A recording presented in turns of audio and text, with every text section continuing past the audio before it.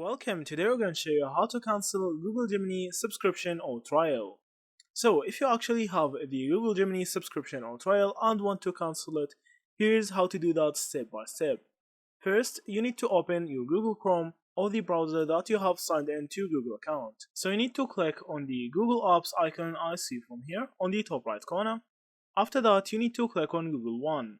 So from here you can actually cancel Google One subscription, and you can cancel a Gemini AI Pro subscription if you upgraded your Google One subscription to that.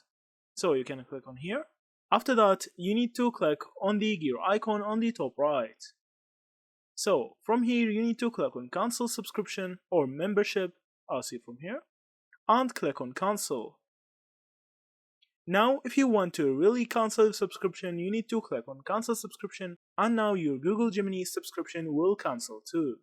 So that's it. Thank you for watching and see you in the next videos.